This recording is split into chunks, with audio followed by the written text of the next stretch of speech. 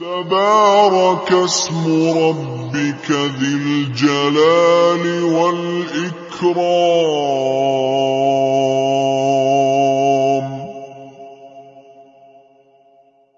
اعوذ باللہ من الشیطان الرجیم. بسم اللہ الرحمن الرحیم. تمام دیکھنے اور سننے والوں کو ٹیم راہ ہدایت اور خاص طور پر میری طرف سے السلام علیکم. جناب محترم، خدا تعالیٰ کی بے حد مہربانی، اس کی رحیمی، اس کی کریمی، اس کی کرم نوازی کہ ہم لاسٹ ایپیسوڈ میں اللہ تعالیٰ کے صفاتی نام الرحمن کو جان سکے. 2 قسطوں پہ وہ محیط تھا. جتنا اس نے عطا کیا ہم نے اس کو کھولا، اس کو جانا. افلا یتدبرون کا جو پرسپیکٹو تھا وہ آپ لوگوں کے سامنے پیش کرنے کی کوشش کی. آج انشاءاللہ اسی کڑی کا اگلا نام خدا تعالیٰ کے صفاتی نام میں سے انشاءاللہ الرحیم کو جو ہے ہم جاننے کی ہم کوشش کریں گے. خدا تعالیٰ کی ذات اپنے آپ کو الرحیم بولتے ہیں. الرحمن رحم کرنے والا، تو الرحیم بار بار رحم کرنے والا. رحمان یا رحیم یہ اصل میں اس کا کرم ہے. جب وہ اپنے آپ کو بار بار رحم کرنے والا کہتا ہے تو اصل میں وہ اپنے کرم کی نشاندہی کرتا ہے کہ وہ کس طرح اپنے بندے پہ بار بار کرم جو ہے اس پہ کرتا ہے، اس پہ مہربانیاں کرتا ہے، اس پہ شفقت کرتا ہے، اس کے ساتھ محبت کرتا ہے. ہم صرف اور صرف اپنی تخلیق کو غور کریں، اپنے اس وجود کو جو ہے وہ دیکھنا شروع کریں تو ہمیں یہ بات بہت اچھے سے شاید سمجھ آ جائے اور اس سوال کا جواب بھی ہمیں مل جائے کہ خدا تعالیٰ کی ذات اپنے آپ کو بار بار رحم کرنے والا، بار بار کرم کرنے والا کیوں کہتے ہیں. ہم جب اپنی اس جسم کو، اپنے اس وجود کو جو دیکھتے ہیں تو ہمیں یاد آتا ہے کہ کس طرح ہماری ماں کے رحم سے لے کے، ہماری ماں کی جنت سے لے کے اس دنیا میں آنے تک اور یہاں پہ دنیا کے سال سارے کے سارے گزارنے تک کس طرح ہم پہ رحم کیا گیا، کس طرح ہم پہ بار بار کرم کیا گیا. تخلیق کے مراحل کو دیکھ لیں، ان 9 ماہ کو دیکھ لیں جو ماں کی جنت میں ہم نے گزارے، جس میں ایک ایک لمحہ جو تھا مجھ پہ فرشتے کے ذریعے جو تھی، اللہ تعالیٰ کی طرف سے فرشتے پہ جو تھی بار بار وحی نازل ہوتی رہی. میرے ایک ایک پہلو کو جو تھا اس کے حکم سے جو تھا وہ تخلیق کیا جاتا رہا. ایک ایک بال کو، ایک ایک میرے رنگ کو، میرے ناخن کو، ہر چیز کو کیا کیا جاتا رہا، اس کو تخلیق کیا جاتا رہا. تو یہ اس کا کرم ہی تو تھا اور کیا تھا، اس کی یہ رحیمی ہی تو تھی اور کیا تھا، اس کی یہ مہربانی ہی تو تھی اور کیا تھا. ورنہ ایک چھوٹی سی تبدیلی، ایک چھوٹی سی غلطی، ایک چھوٹی سی گڑبڑ اس سارے کے سارے وجود کو شاید تبدیل کر دیتی. میں آپ کے سامنے ایک زندہ و جاوید اور ایک بالکل تندرست انسان نہ ہوتا، بلکہ شاید کسی نہ کسی مسئلے کا شکار ہوتا. ہم اپنے ارد گرد کیوں نہیں دیکھتے ہیں کہ ہمارے ارد گرد کئی ایسے لوگ ہیں جو مختلف قسم کی ڈسیبلٹیز کا شکار ہیں، وہ مختلف قسم کے مسائل کا شکار ہیں. کیوں ہے ایسا؟ آپ پہ ہی کرم کیوں ہے؟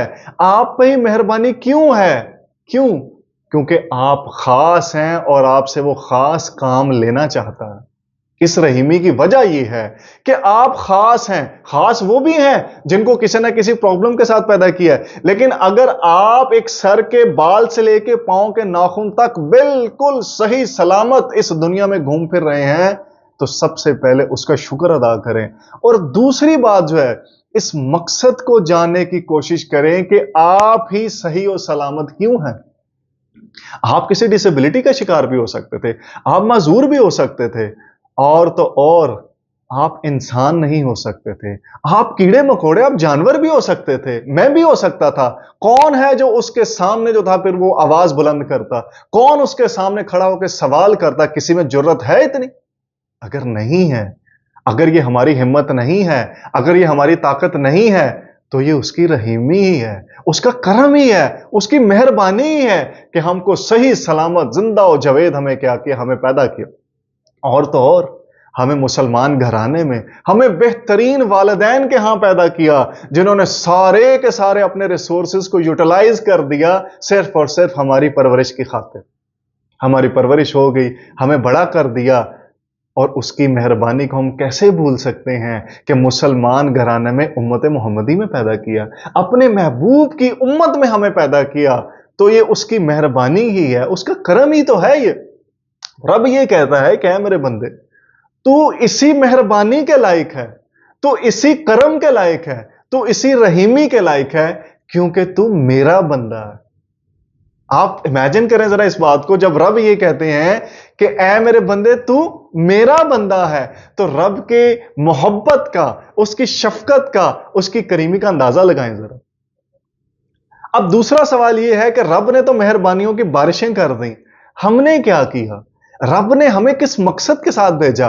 جب میں نے تھوڑی دیر پہلے آپ کو یہ فرمایا، آپ سے یہ عرض کی کہ رب نے انسان کو مہربانیوں کی بارشوں کے ساتھ پیدا کیا، تو ہم نے کیا کیا؟ جب ہمیں صحیح سلامت پیدا کیا تو ہم نے غور کیا کہ رب ہم سے کون سا خاص کام چاہتا ہے۔ وہ خاص کام کیا ہے؟ وہ چاہتا ہے کہ اے میرے بندے تو اپنی پہچان کر، اپنی پہچان کر۔ اصل میں پہچان اپنے مقصد کو جاننا ہے، اپنے تخلیق کے مقصد کو جاننا ہے۔ تو پہچان اصل میں آپ کی تخلیق کا مقصد ہے۔ تو اسی مقصد کے ساتھ ہم جب اس پہچان کو جان لیں گے تو جاننے کے بعد پھر ہم انسان بن جائیں گے۔ تو یہ سفر بیسیکلی پہچان کا جو ہے ختم کہاں پہ ہوتا ہے؟ انسان بننے تک کا سفر ہے۔ تو جان سے پہچان ہے اور پہچاننے سے انسان ہے۔ تو اسی سفر میں جب ہم اپنی پہچان تک پہنچ جائیں گے، اپنی انسانیت کو جاننے تک پہنچ جائیں گے، وہاں سے پھر ہم صبغت اللہ تک پہنچ جائیں گے۔ صبغت اللہ کیا ہے؟ وہ ہماری اس سیریز کا خاصہ ہے، جس میں رب تعالیٰ اپنے بندوں سے فرماتے ہیں کہ میرے رنگ کو اختیار کرو۔ اب اس کا رنگ کیا ہے؟ میں نے اپنے آپ کو پہچان لیا، اپنے مقصد کو پہچان لیا۔ اب اس کا رنگ کیا ہے؟ رب یہ کہتا ہے کہ اے میرے بندے تو میرا نائب ہے۔ سوال آپ لوگوں سے یہ ہے کہ نائب کیا کرتا ہے؟ نائب وہی کرتا ہے جو اول کرتا ہے۔ تو اول کیا کرتا ہے؟ اول رحیمی کرتا ہے، اول کرم کرتا ہے، اول مہربانی کرتا ہے، اول شفقت کرتا ہے۔ تو اب سوال یہ ہے کہ میں نے کیا کرنا ہے؟ میں اس کا نائب ہوں تو نائب نے کیا کرنا ہے؟ تو جناب محترم، نائب نے بھی وہی کام کرنا ہے، بغیر کسی طمع، بغیر کسی لالچ، بغیر کسی عذر کے۔ ہم نے صرف اور صرف اس کے بندوں کے ساتھ رحم کرنا ہے، کرم کرنا ہے، شفقت کرنا ہے، مہربانی کرنی ہے، معاف کرنا ہے، اور صرف ایک بار نہیں، بار بار بار بار معاف کرنا ہے۔